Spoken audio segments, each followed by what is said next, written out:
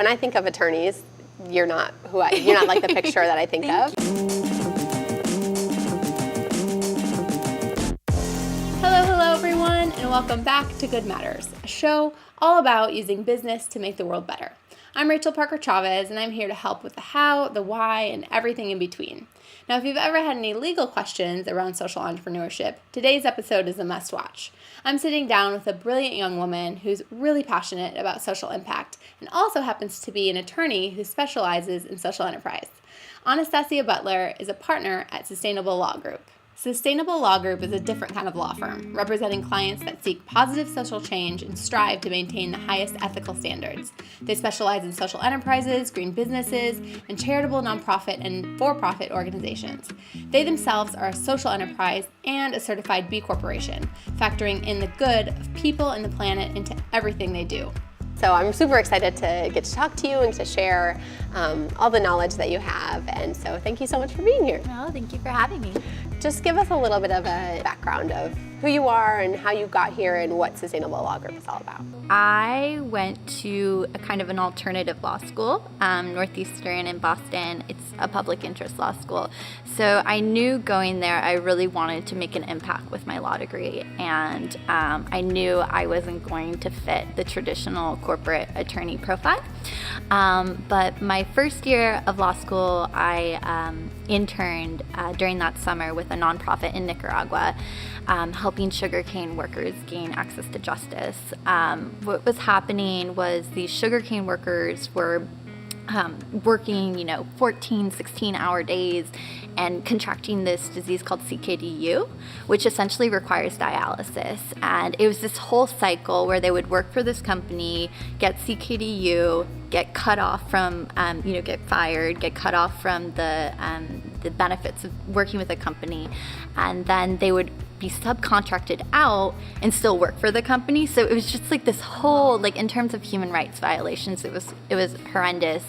But that really, the sugar that they were producing was going towards ethanol production in Europe. And I just thought that the dichotomy that exists between, clean fuel and just where we get our products from, how we conduct business, how we truly conduct business in a healthy manner needs to be revisited. And so after that, I knew I wanted to work with businesses, but different types of businesses. Yeah, wow, that is so great. That is really, really amazing. And I think having that firsthand experience, that has to kind of drive your motivation for what you want to do all the time. Yeah. So Sustainable Law Group is a full-service business law firm. We work primarily with social enterprises, nonprofits, green businesses, really doing everything a business could need, from incorporation, employment contracts, capital raises, all the way down to dissolution or buyouts. Do you work with people outside of LA, or is it mainly just Los Angeles? We're all over the world. Okay, awesome. So that's good to know, these friendly faces who are really focused on impact and from a heart place, not just, slapping the social enterprise kind of label as it does grow and get more kind of popular. I think we run the risk of it being kind of like a trend. That's something we actually are really cognizant of. We're fine with representing people who don't define themselves as a social enterprise, but if there's, any sort of weirdness going on, we usually step back and say, hey, this maybe not be the right fit for you. Which is awesome, because for you guys, that means you're giving up business, which speaks, I think, to kind of just that moral and ethical centeredness that you have, which is really, really great. Okay, so you clearly work with kind of a huge range of for-profit, nonprofit, and a question I get a lot: should I be for-profit? Should I be nonprofit? Should I go somewhere in between? The nonprofit, for-profit conversation is a much deeper one in that grants sound great, but there's also a lot of work that comes with grants. There's a lot of hours put into larger, things that can actually get you going. Versus maybe bringing on an investor, which is something you can do with a for-profit.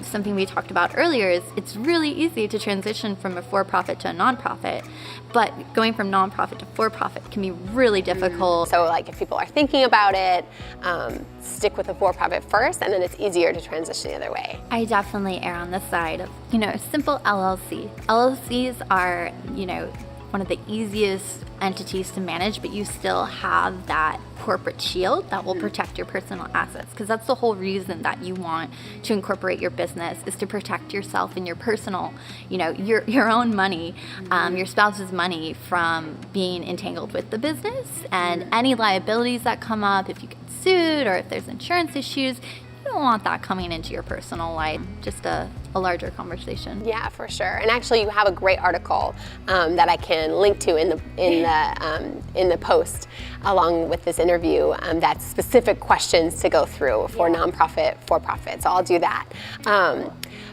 So B Corps, though, and social purpose companies, can you speak to that a little bit and what those would look like? Sure. So there are two kind of hybrid organizations that people look to.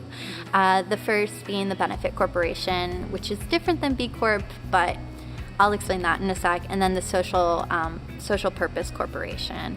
A benefit corporation is really a new way of looking at how a corporation functions. A traditional corporation, the board has to act in the best interest of the shareholders. Your shareholders are all you're concerned about. Making profit for them is really what keeps the engine going. Benefit corporation, you have multiple stakeholders you're looking at.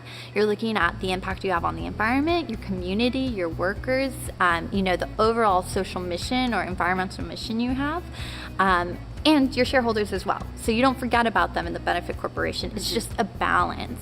So if you're going to dump a bunch of toxic sludge in a river and that maybe makes your shareholders millions, in a regular corporation, pending there's no environmental legislation stopping you, you can totally do that because you're acting in the shareholders' best interest.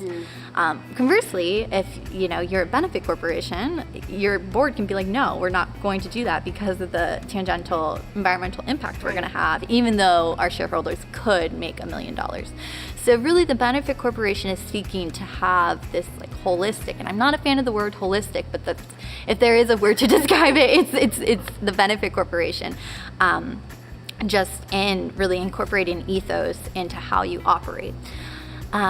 Social Purpose Corporation is kind of like a benefit corporation, although it doesn't look at multiple stakeholders necessarily. It usually just has one single social purpose to it. Okay. So, my favorite example, if you're saving kittens and you're a benefit corporation, you're going to look at, saving kittens, so that's your specific social mission, but you're also going to look at your impact on your other stakeholders.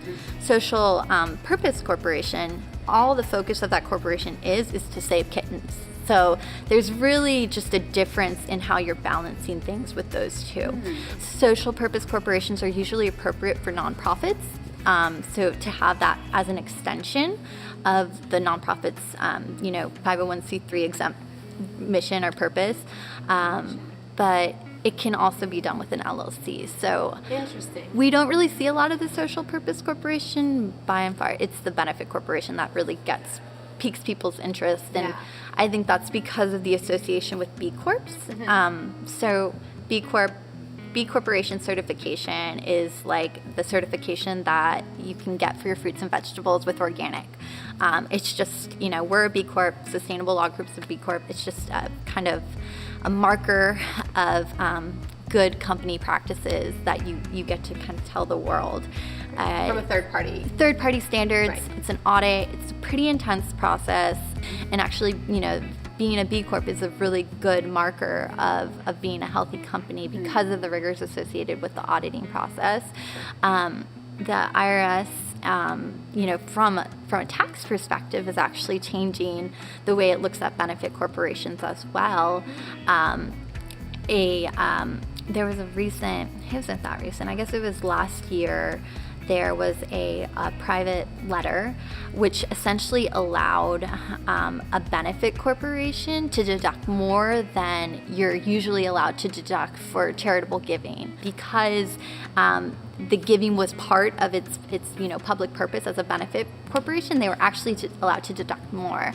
Wow. So we're seeing like a real sea change in how government and private actors are looking at social enterprises, and I think it's only, given the state of our current government, only going to further evolve and be an accepted norm. I'm not trying to like get on a soapbox with B Corps, but that's what being a B Corp or a benefit corporation is really all about. So even if you're just a mom and pop shop selling pizza or something like that, you can still do things that are impactful while just running what looks like a normal business. I think the categorization of social enterprise and the nomenclature associated with it, like people get really caught up in that, and it's a spectrum. It really is. How you make a positive impact can come in so many different forms. So as people are looking into kind of going down this path of social entrepreneurship, whatever that might mean for them, defining good for them, that's kind of where our name comes from, is really it's that idea of that spectrum.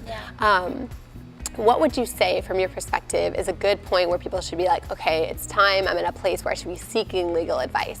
Sure, and a lot of people come to us as well, and they have these amazing ideas and so much energy behind the ideas, and I think the first thing we really urge our clients to do is step back and to say, okay, what am I doing here? Is there a viable product? Is there a viable service? What exactly is my plan? Have I done the consumer research? Because all of that is really what's going to make sense to turn into a business.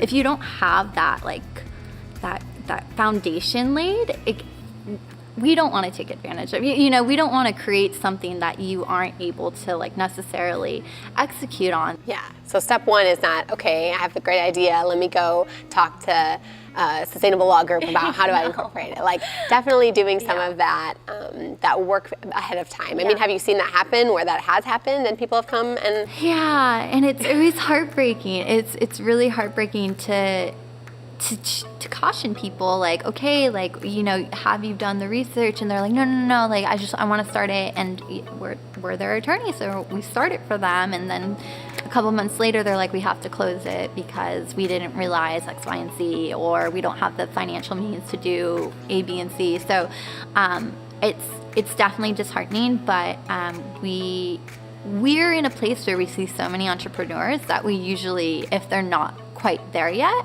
we either offer to help them, you may be doing some research, or we set them on their path and say, come back to us in a couple months once you're ready. So what would you say, from your journey, what's one thing you wish you would have known? What's one thing you wish you had when you first started out that nobody told you, or that maybe someone told you but you didn't listen to?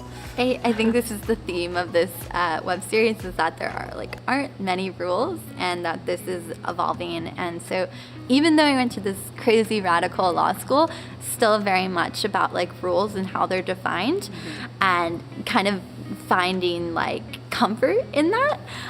So when things would kind of go off kilter and maybe there weren't rules, or you're kind of just navigating this territory that's all new, going with it, just being comfortable with it, and knowing that there's ways to get creative with the law and with social entrepreneurs that haven't even been established yet. Right, yeah. That's so good. Stepping into any business is being there's no really hard and fast. I mean, obviously with legal, there is. We shouldn't probably say that. There's no rules, but there are rules. There are rules. There are rules. But that, looking at that as it is, though, there's still some fluidity. There's still some flexibility. And one more thing that's just brought up for me, because I had this conversation the other day about building it in from the beginning, and just how important that is. And because I do hear that question a lot. Maybe I'll start and I'll have my business, and then when we get successful, we'll add in social impact. No, if you want to get into this, it's really important to start from the beginning and know that this is what you want to do. Standing strong from the beginning and not falling down that slippery slope that is destructive capitalistic behavior is really important, and just recognizing that will in the long run pay off so much more. There's a human aspect to the social enterprise that I think we need to refocus on, and at businesses in general, the humanity of being a corporation.